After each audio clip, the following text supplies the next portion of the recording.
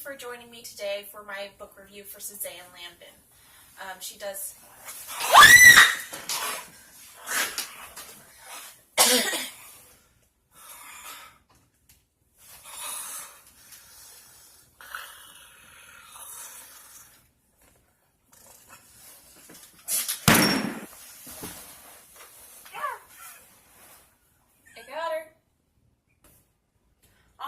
Now that we got the zombie out of the room, that's going to take a while to clean up, we can get started on today's review for book 2 of the Morbid Hearts series, Forsaken Hearts.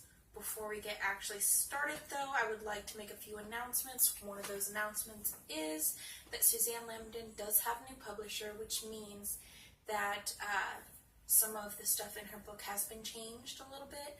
If you have some of her books that already came out, there were some things that the previous publisher did put in there that wasn't necessarily approved with Suzanne. So if you order the new books, it will have the updated version. And I have read the new version with all of her changes, and she's worked very hard to get those changes in. And I would suggest getting a new copy and, reading it. And she's done an amazing job, and I love her new changes.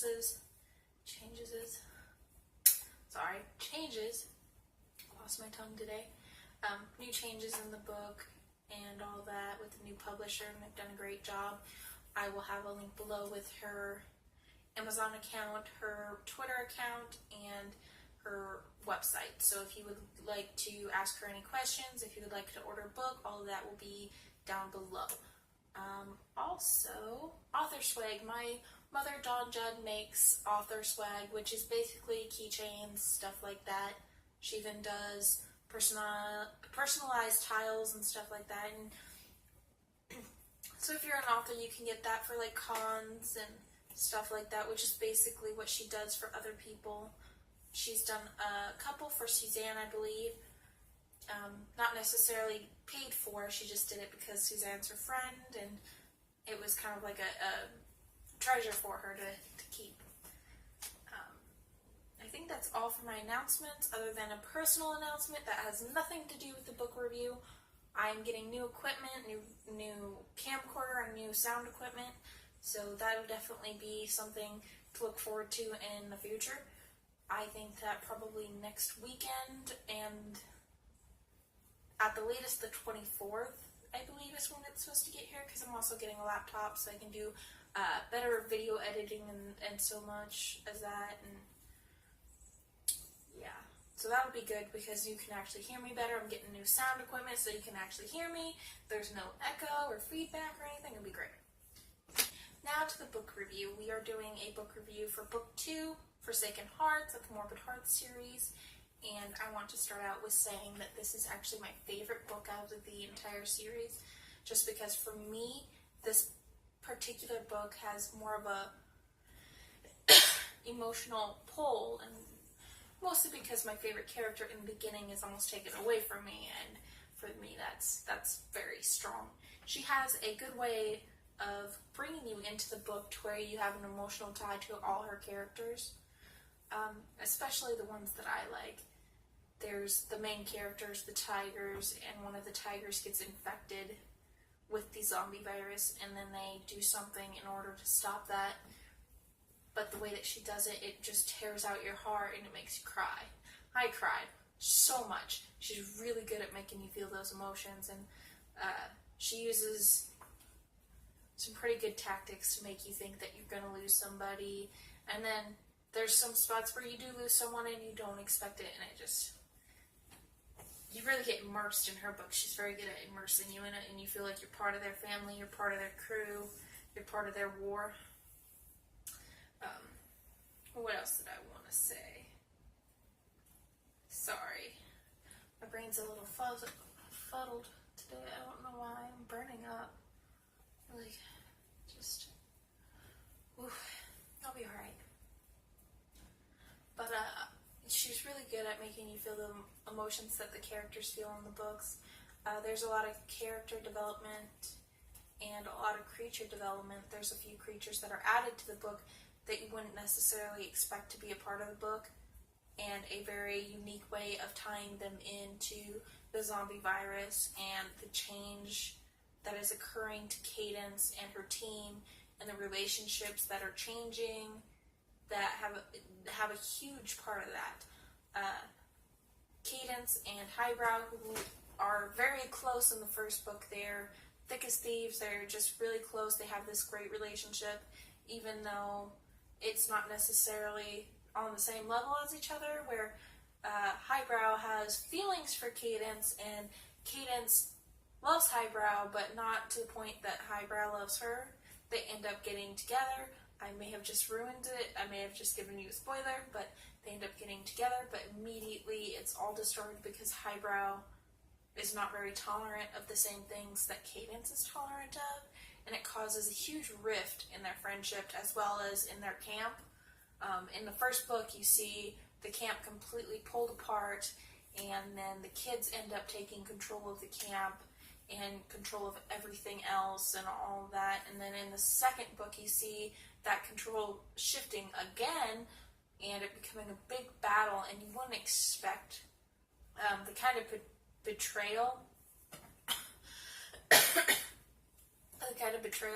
that there is between Cadence and Highbrow, but Highbrow is under the assumption, one, that his dad is going to come save him. His dad is Senator Powers, and you read that in the first book. But his dad never does come save him, and his dad doesn't come to do anything for him. But Highbrow uses this multiple times in the book, and you read it, and you're just like, how can he be so stupid? He's not coming back. But he keeps on to that hope, and it ends up creating somewhat of a rift there, but then there's also a rift whereas Cadence becomes something new. She is infected with the zombie virus, but not in the way that everyone else is. And I believe it was the first book that you see that, where she's infected, and then it changes, you know. And in the second book, that change scares Highbrow, and multiple people get the same change, and multiple people have this strange thing happen to him, and Highbrow can't accept it, and basically commits mutiny and tries to throw her out of the camp and take her friends hostage, and it ends up with Cadence having to fight something completely different because of this. And later in the book, you get to meet a new villain, which I think that they referenced it in the first book, where you just kind of see that there's this little shadow on the outside that you see, this dark entity. In the second book, you get to see that entity up close, and he becomes a huge part of the books. In fact, he is so big in the second book that you love to hate him. He is the worst villain that there is, and you see huge, sorry. I was just burning up, guys, I'm sorry. Anyway, the entity that you see in the first book comes out to play in the second book, and he is the Kaiser, and you never learn his new name, at least not in the second book. You don't learn his name, but he is evil, and he is something completely different. He's too strong for the vampires, he's too strong for the zombies, he's too strong for the humans. He's something completely different, and they don't know necessarily what he is, but he takes control of these kids' lives and of all the people in Colorado and all the people around the world, and he forces these friends and families and people that have no chance, they force them to fight against each other to the death. And it actually, in the third book, that comes to play as well, and I'm not going to really spoil it for you. Just going to say that in the third book, the very beginning of the book, you see a lifelong friendship, someone that they were close to since the zombie apocalypse started, just destroyed in seconds because of the battles that the Kaiser is forcing these people to participate in. And it's a big game to him. It is fun and games, and he actually broadcasts it to the people so they can watch as millions of vampires and humans and werewolves and werepumas fight to the death. And that's the werepumas is one of the things that you get to see in the second book. The werewolves you get to see in the second book. The vampires evolve, and you see that vampirism and actually all of these different things changes their personality as well. Where I used to hate the character Raph, I now love him because the vampire virus changed who he was. He is no longer so much selfish like he can be, but at the same time his entire personality changed where he's actually a caring person instead of this jerk. He was a jerk in the first book. I did not like him. Highbrow, his personality changed, but not necessarily due to infection. It's just because he turns into a bad person, and well, in my opinion, it wasn't necessarily everyone's going to think that, but in my opinion, he's not a good person. He betrays his best friend and someone he loves deeply, and then he betrays his people, and to me, unforgivable what he did, and so I started to dislike Highbrow in the second book, and I started to like Raph more because he has shown that he will fight for Cadence and not necessarily anyone else, just her, because she's the only person he really cares about besides himself.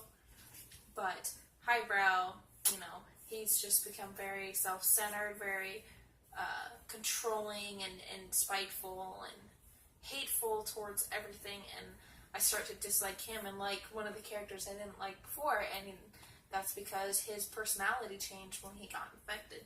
And you'll see that also Raph has a friend, well, not necessarily a friend, it was forced upon him that he has that was a good person in life and a terrible, terrible person as a vampire.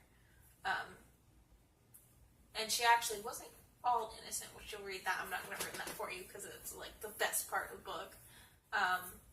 What else? I wrote down everything, so I have a little cheat sheet if you didn't notice.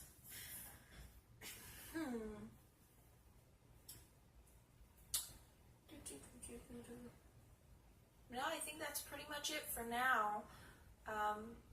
Yeah. I think that's all I got for book 2. I really recommend you read this book. It was definitely one of the better books that I've ever read. And just the series in general. That's why I had a cheat sheet. It's because I've read all the books. So to me, they just kind of blur together. So I have to have a cheat sheet so I don't forget what's in what book. Because to me, they all are this movie that plays out in my head. So I've read all the books. I've reread all the books. I have the original copies and I have the updated copies, and then I'm an alpha reader for them, so I got to read it before everyone else got to read it and all that fun stuff. Excuse me. So I sometimes need a cheat sheet. But book 2 is definitely one of my favorite books. Book 2 and probably the last one that she released are my favorites. Book 2 is my favorite just because it pulls at your heartstrings more and more and more, and she shows you more creatures that come out, and I love how she develops these new creatures and they just come out of nowhere, and they have such a great explanation to where they came from. They don't just appear out of nowhere. She ties them into the story. They have, a development. They come from somewhere, and she explains it to you. They're not just popping up. Like, same thing with the zombie virus. It didn't just pop up. It started somewhere. It started with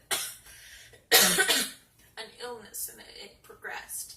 And you also see that later in the books that it progresses more and more and more and more, and you get to see that, and it's great, and I love it. But I do suggest you go out and buy this book. It's a good read. Make sure you read them in order. Buy book 1, buy book 2. I'll put all the information below so that way you can find it. If you have any questions or comments, go below, and I really excuse me.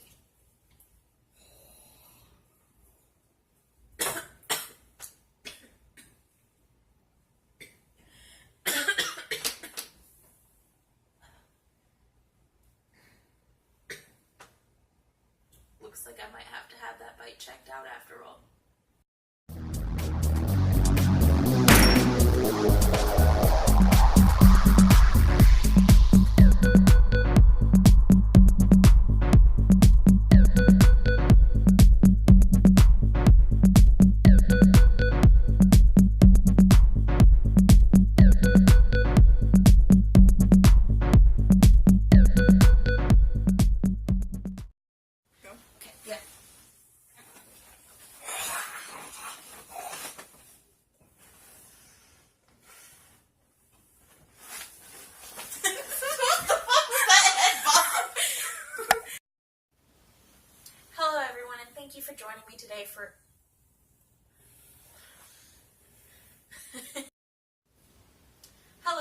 and thank you for joining me today for fuck. Don't joke on that. Hello everyone, and thank you for joining me for today's book review.